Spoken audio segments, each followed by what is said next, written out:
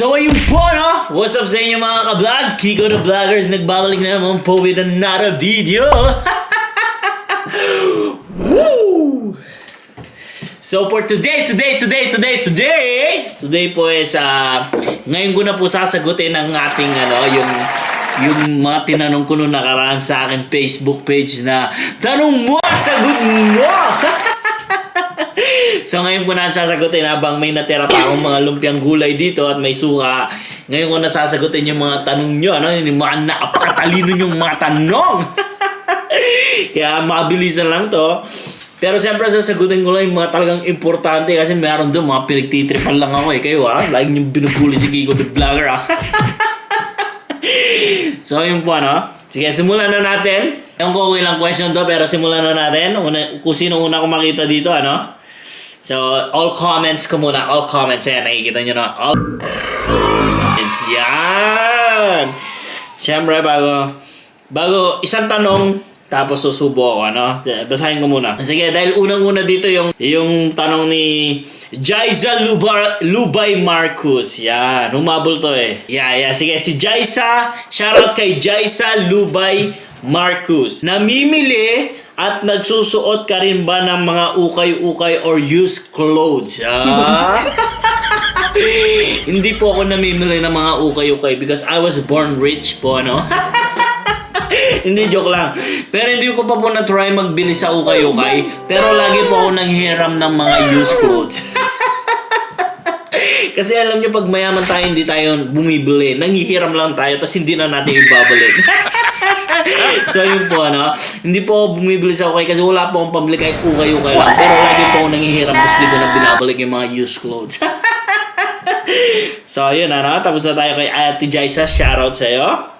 At napakabait, binigay niya ng mga used toys si Kyle na pwedeng gamitin ni Kyle sa kanyang pagkabinata at paglaki. Maraming salamat po sa inyo. Ayun Tapos ito ang next. Si Henilyn D. Dato. Question. Mahirap bang ma-PR dyan sa Canada? Tapos, bakit lumalaki na pisngi mo?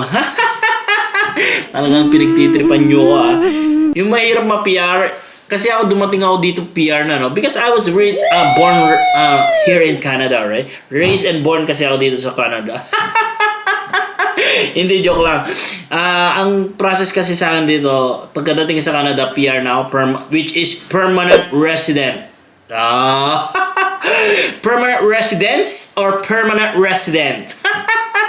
Kasi ang asawa ko po ay PR na. Kaya nung kinuha niya ako is PR na ako. Ang in-apply po namin is spousal sponsorship. So hindi ko po alam kung paano po ang process dun sa ibang process na visa, yung mga working visa, kung mabilis ba. Wala po talaga akong idea sa mga ganun. So tapos na tayo dyan. At dito naman tayo kay Asinad Danica Velasco. Binaliktad niya kasi pangalan niya Danica Velasco. Tapan din to. Bakit po kayo nag-Canada? Gusto mo po ba mag-stay sa Phil or sa Canada lang? Sige, doon muna tayo sa bakit po ba kayo nag-Canada. Nag-Canada ako kasi nandito ang aking family, ang aking asawa, kaya kinuha niya ako. Pero no choice naman ako Alam niyo naman dahil alam niyo naman, rich na ako sa Philippines. Tapos siyempre, gusto ko lang mag-hirap dito ulit sa Canada. So joke lang po yan Huwag kayong mapikon. Baka hindi kayo mabiro. Baka hindi kayo sanay nabibiro Ako lang po ito mapagbiro lang po talaga ako. Shout out sa mga hindi pwedeng biruin. Baby! That's what I've been waiting for. Kung papipiliin mo ako, Canada o Philippines, syempre, Philippines tayo. Mas gusto ko magstay sa Philippines. I always say to myself na pag nag-50 na ako, kung ano man mangyari, ano man stage ko sa buhay, I will stop working and I'm gonna go home to Philippines. Yes, sir! Alam niyo kung bakit? So, yun nga, sabi ko Philippines kasi yung buhay ko talaga mas gusto ko sa Philippines. Mas nakikita ko kasi ang buhay ko sa Philippines, Although, pero syempre, hindi ko naman gagamitin ko pa rin yung pagiging, yung pagiging beneficiary ng pagiging Canadian. Kahit di pa Canadian, pero pwede na ako mag-apply anytime. Pero, Yun nga, mas gusto kong magstay sa Philippines, ano? Kasi nandun yung gusto kong buhay talaga. Simple. Siyempre, mas gusto kong nandun ako sa kung saan ako doon saan ako pinanganak, alam mo? Alam mo yun, hindi naman ako kasi yung tipong taong puro social lang, yung gusto lang yung view, gusto lang yung ganito, gusto lang ganyan. Siyempre, mas gusto ko pa rin na gusto ko may silbi ako sa bansa ko kahit paano, alam mo yon. Alam mo yung kahit maraming nangyayari sa bansa natin, maraming korap, maraming ganito, maraming ganyan. Siyempre dapat maging proud ka pa rin. Dahil diyan ka pinanganak, ano? Tsaka kahit marami ng toxic dyan, alam mo yun, wala, ayan mo sila, di ba? Basta ikaw, you stay there. Basta kung saan ka masaya, di ba? Kasi nandyan din yung mga kamag-anak namin. Nandyan din yung mga pinsan ko, yung mga tropa ko, yung mga barkada ko, nandyan. Kasi mas masaya pag gano'n, alam mo yun, kahit maraming problem. Kasi ako, nabuhay naman ako dyan eh. Wala naman ako reklamo dyan eh. Alam mo yun? No? Ganun yun. So sige na, yun na. Baka kung saan pa tayo mapunta dyan. Are you serious? This is So dito na tayo sa torture. any plan for business? Si ano rin to, si Danica, no? Si Danica, may business na po kami kasi yung business ni Amy, ni Mami Amy na spa, na kasi po si Amy ay sa mga hindi po nakakalam ang aking pong asawa, si Mami Amy, ay siya po ay isang esthetician dito sa Canada. Siya po ay gumagawa ng mga fest, na mga nails, yung mga nagpe-pedicure, manicure, tsaka yung mga nagne-nail art, tsaka laser, yung mga basta sa mga puro paganda, no? Yan po ang kanyang business. Yan po ang aming business din sa Canada. Pero nagsisimula pa lang po, ano? Sana all. So, ayun. Sa dito naman tayo kay Venus Alquiza. What challenges did you face when you started making videos? Oh, pack English. So, what challenges? Alam mo yung challenges lang na ano mo, pag ano, wait lang, yun lang. Yung challenges lang sa paggawa ng video. Isa lang ang naging challenge lang sa akin lagi. Alam mo kung ano? Yung kung magkiklik ba yung video? Ganon. Magkiklik ba yung video o hindi? Yun lang. Doon lang ako nagwo-worry kasi syempre gusto mo lagi maging malaki siyang impact sa tao, 'di ba? May manood, maging katatawa, may alam mo 'yun, yung basta yung magiging kasi pag kunwari pag naglalabas sa mga nanonood ka ng pelikula, 'di ba? Mas pag in-expect mo na may in-expect ka dun sa movie na yun, 'di ba? Parang gano'n lang din 'yun, yung challenge sa akin. Sana lagi Ma'am, galing mo pala dyan ah. click. Hindi ko alam ah. Sana mapasaya ko kayo. Yung mga gano'n lang. Pero sa mga content, madali lang naman kasi gumawa ng content kung tutusin. Madali lang kasi any naman pwede mong gawing content, ano? So yun lang yung challenge sa akin, ano? Yung mga, dito naman tayo next kay bakit gusto mo kami magtanong? Para sa buhay mo, Jen Mendoza Cipriano. Tapos dito tayo kay Michelle Inhelas. Pero bago kay Michelle Inhelas, susubo muna ako ng lumpia sariwa ko, no? Ayan, oh, lumpia sariwa ko, no? Ay, lumpiang gulay pa. Sarap. Ginawa ko suka, sarap. No? Ayun, ano, sagutin natin ito si Michelle Inhelas. Ang dami niyang tanong, ano, medyo personal, pero sige, sasagutin natin yan dahil wala naman tayong tinatago sa world of vlogging. Ilan taon ka na dyan sa Canada? Paano ka nakarating sa Canada? Paano ka nakarating dyan? Saan kayo nagkakilala ni Mrs. mo? Paano mo siya niligawan? Pati paano siya niligawan, ha? Kamusta ang buhay nung unang dating mo dyan sa Canada? Anong linya ng work mo dyan? Ang daming tanong, di ba? Sige, sagutin na muna natin yung ilang taon ka na sa Canada. Dumating ako sa Canada is December 15, 2018. So, ilan na yun? 18, 19, 20, 1, 2, 3. 5 years. Going 5 years on December. Paano ka nakarating dyan? Of course, according to my sources, according to my wife. Kinuha niya po ako. Paano ka? Saan kayo nagkakilala ni Mrs. mo? Sa Pilipinas po. Ayan. Sa Pilipinas kami po ay magkapit-bahay lang. Ayan. Paano mo siya niligawan? Pati pagligaw, kailangan ko pa sagutin. Siyempre, binulabulads ko siya, binubulabulachi ko siya. Baby, that's what I've been waiting for. Kamusta ang buhay mo nung una kang dating sa Canada? Okay lang, medyo na homesick ako kasi hindi ako sanay nagtatrabaho. Alam mo naman, rich kid ako eh. So yun talaga homesick. Sabi ko, uwi na lang Pilipinas. Anong linya ng work mo dyan?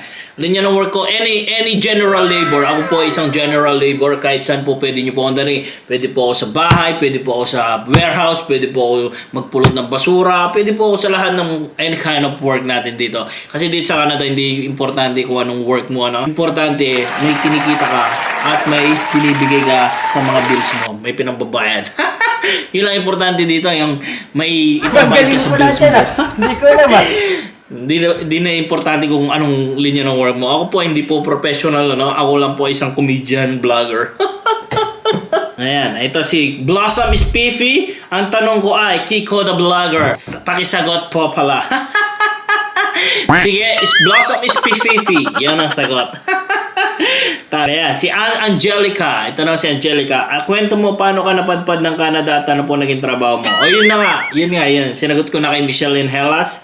Nanda sa Rona May Malate. Rona May Malate, baliktad pa yung pangalan. Taon ka na sa Canada at bakit ang galing sumayaw? Yun nga, 5 years na ako sa Canada. Tapos magaling ako sumayaw kasi that's what I was born. I was dancing inside my mother's womb.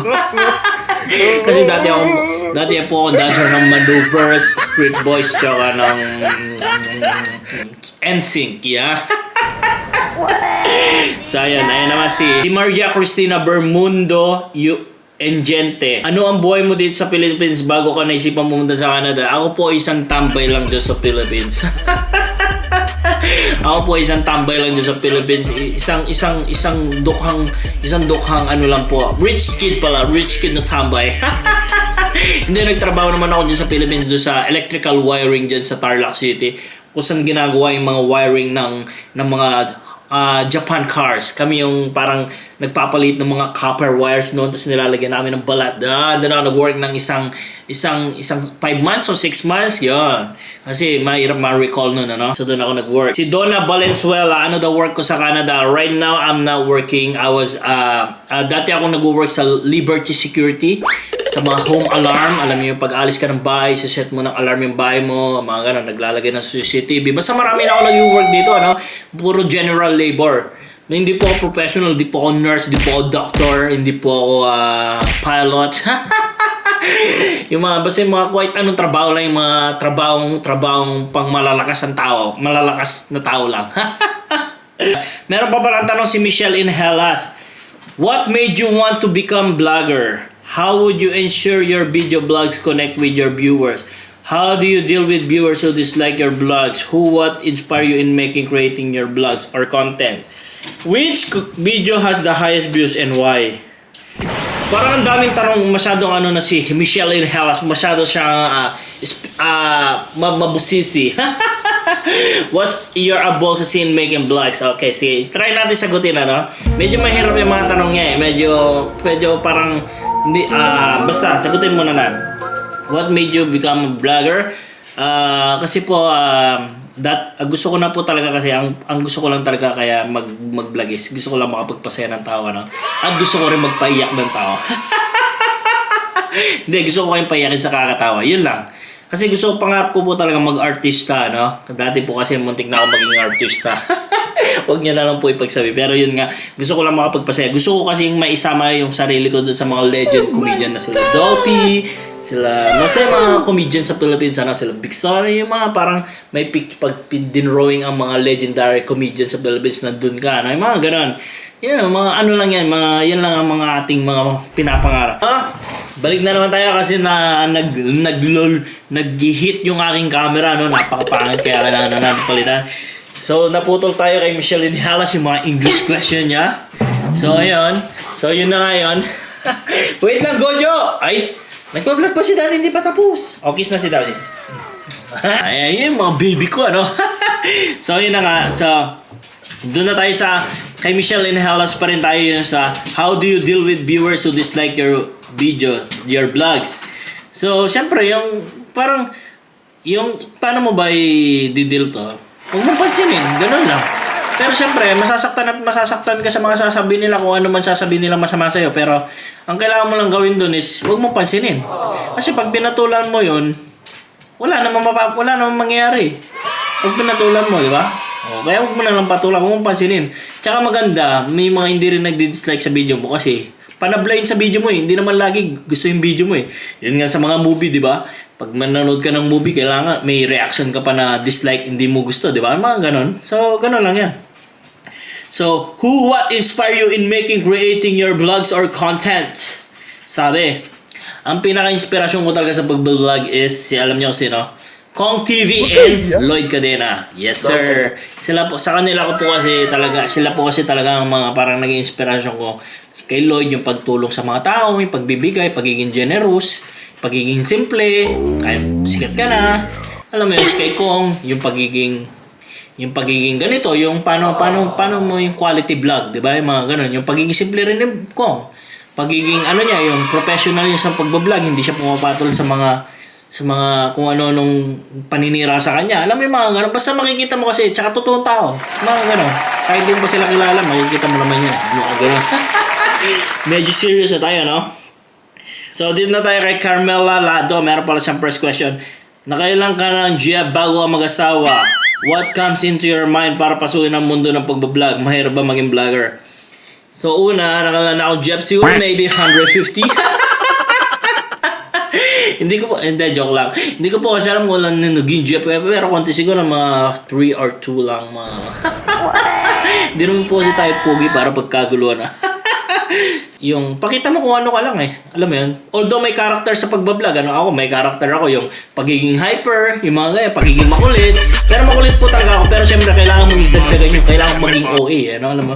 Para mapansin ka, no? Yung mga ganun ba? Kasi pag nagsisimula ka, kailangan maging may character ka na parang si Kiko the Vlogger ka. Mga ganun. Pero walang character na, hindi character na magiging bad or good. Basta yung character lang ngayon, doon lang sa vlog. Yun lang. Ayun. Boss, ito si Jom Cantillo Palos. Bilang isang vlogger, sir, mahirap po ba gumawa mag-isip ng araw-araw na content? Mahirap, kung mahirap. Yung vlog kasi, iba na kasi ang vlog ngayon eh. Ngayon kasi kahit online seller ka, pwede ka na maging vlogger eh. Di ba sa Facebook, iba na kasi sa Facebook eh. May reels na. Pag gumawa ka ng reels, vlogger ka na. Pag gumawa ka ng page, vlogger ka na. Pero yung meaning talaga ng pagiging vlogger kasi yung iba kasi hindi nila alam. Alam mo yun? Kaya siguro nagkaroon na rin ng content creator. Hindi, pero ang pagbablog kasi talagang iniisip mo yan, parang gumagawa ka ng story, gumagawa ka ng story doon sa gagawin mong bagay, parang may subject ka na ginagawa kang video. Itong video ito, ganito ang kalalabasan, ganito ang kalalabasan, ganito ang kalalabasan. Ganon kasi ang vlogging talaga, Tapos yung, tulad niya, yung mga travel vlog. Yan ang mga vlog talaga. Kasi pinapakita mo na ganito ka, ganito dyan. O yun, ganun ang pagbablog kasi talaga eh.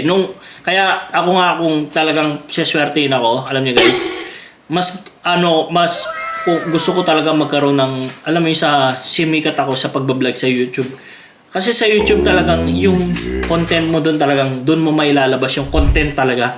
Yung totoong content kasi doon nag-iisip ka ng parang magkakaroon ka ng short film, short video na pinag-isipan mo, na may character, na may ganito. Yung kasi ang vlogging para sa akin Hindi ko lang alam para sa iba, pero yung iba kasi there's sa vlogger. Mga ganun ba? Alam mo yun, yung lahat nga ngayon pwede na maging vlogger. Lahat naman tayo talaga pwede maging vlogger. Pero kung paano mo i-deliver yung video na nilalabas mo. Parang ganun. Mahirap explain pero basta makikita nyo kasi iba ang Facebook sa YouTube. Kaya nga ako, magkaroon na akong silver play button, parang malaking sobrang achievement na pwede na akong mamatay, parang gano'n.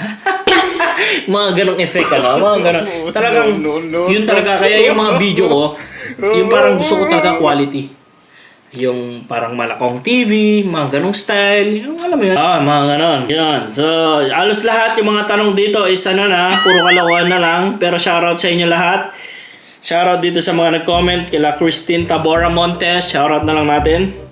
Kay Angeline Haino, Rodeline Ancho, Lizelle Inocencio, She Ortiliana, Shell Gonzalez Manguera, Apple Badwa Hipolito, Mariel, Realin, Geraldine Bangero Sumangco Colores, Eloisa Kimirit Magsino, tsaka si Christine Ellen Herona Ele, si Maria Cristina, may tanong na yan kanina.